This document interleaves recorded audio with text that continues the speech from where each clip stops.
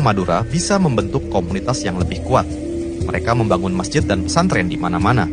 Beberapa orang Madura berhasil menduduki jabatan-jabatan penting, seperti guru, polisi, bahkan anggota DPRD. Rupanya dominasi orang-orang Madura inilah yang perlahan-lahan memicu pergesekan, terutama di kelas bawah hingga menengah.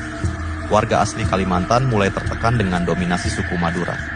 Mereka melihat orang-orang Madura sebagai kelompok yang suka menyerobot, tamak, dan cenderung arogan dalam persaingan bisnis. Apalagi muncul beberapa cerita bahwa orang-orang Madura suka melakukan kekerasan untuk menguasai pasar. Namun tentu saja, tidak semua orang Madura melakukan hal tersebut.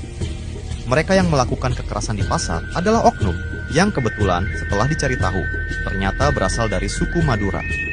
Dan sama seperti kejadian di Sambas yang telah diceritakan di channel ini sebelumnya, pergesekan antara suku Dayak dan Madura perlahan-lahan menimbulkan perkelahian-perkelahian kecil.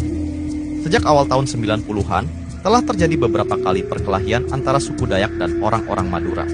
Biasanya disebabkan karena masalah sepele. Namun, karena terus dibiarkan, perkelahian-perkelahian kecil itu mulai merembet ke persoalan yang lebih besar, hingga akhirnya menjadi bom waktu. Dan bom waktu itu akhirnya meledak dalam sebuah insiden tak terduga di bulan Desember tahun 2000.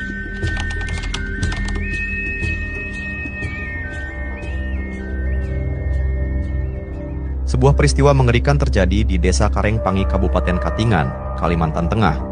Ketika itu 3 orang Madura dan 1 warga Dayak berkumpul untuk bermain judi. Namun di tengah permainan, terjadi adu mulut di antara mereka.